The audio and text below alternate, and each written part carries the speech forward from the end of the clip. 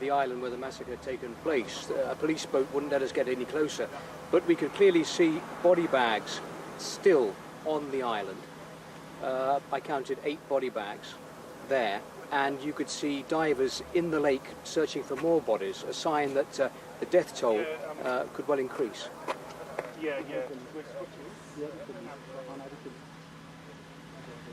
And how are people there coping? It's an enormous shock for people in this village, and especially for the holidaymakers. This is a popular holiday destination in Norway. I spoke to some people on an island nearby who actually, when they heard the shots ringing out yesterday, jumped into a boat and sailed to the island to try to rescue people. It's an enormous shock, especially the fact that this massacre was carried out not by international terror groups, but by a Norwegian citizen. OK, Steve Rosenberg there near Utøya. Thank you very much indeed for that. Matthew, back to you in the studio in London. John, thanks very much. And there's lots more information and analysis of the attacks on the BBC News website, including a special live page with the very latest details. That's at bbc.co.uk/news. Other news now, and a nurse charged in connection with the deaths of 5 patients at Stepping Hill Hospital in Stockport has been remanded in custody. Rebecca Layton appeared at Manchester Magistrates' Court this morning. She's alleged to have tampered with medical products at the hospital. Well, let's speak to our correspondent Phil Bodmer, who's there at the hospital for us. And Phil, give us the latest. Well, Matthew, security remains tight here this evening. A 41-year-old man continues to remain in a critical condition in the hospital here at Stepping Hill. As you said there, Rebecca Layton appeared at Manchester Magistrates' Court earlier today. And during that hearing, basically, she faced 7 charges. Those charges, let me just explain them to you. They go as follows. She faces 3 counts of criminal damage with intent to endanger life, 3 counts of criminal damage being reckless to where the life is being endangered, and a further count of theft. Now, they all relate to the deaths of 5 patients here at Stepping Hill Hospital.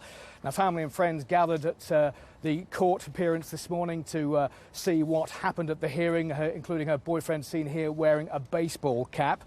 She was originally arrested on suspicion of murder on Wednesday.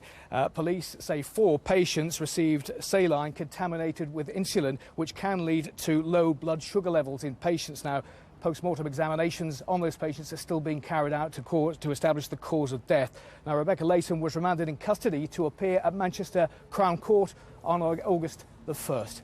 Matthew. Phil, thanks very much. Thank you. The judge who will lead the inquiry into phone hacking has told the Prime Minister and the Lord Chief Justice that he has attended meetings with Rupert Murdoch's son-in-law.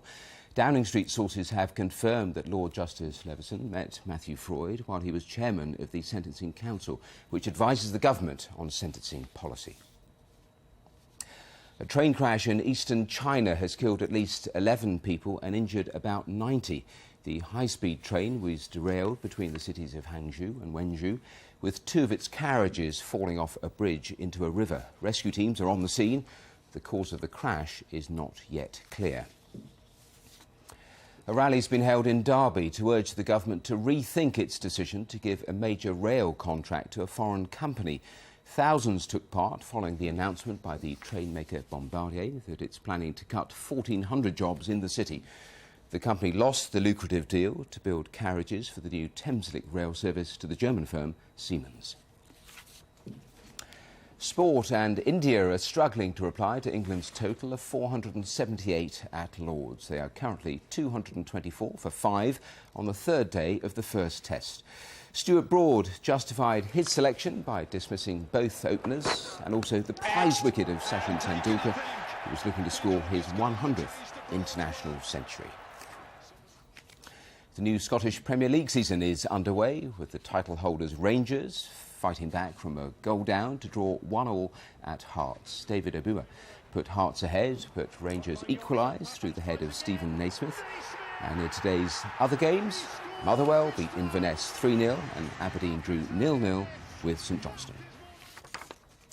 Red Bull's Mark Webber will start on pole position at tomorrow's German Grand Prix after finishing first in qualifying. McLaren's Lewis Hamilton drove a superb lap to take second, with championship leader Sebastian Vettel of Red Bull in third. McLaren's Jenson Button finished 7th.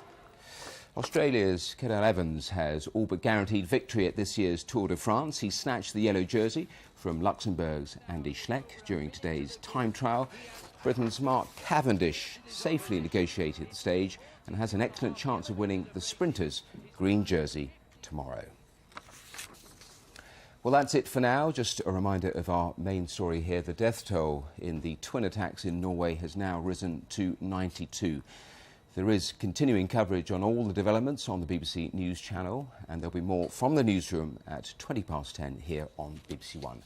Now, though, it's time to join our news teams where you are. Bye-bye.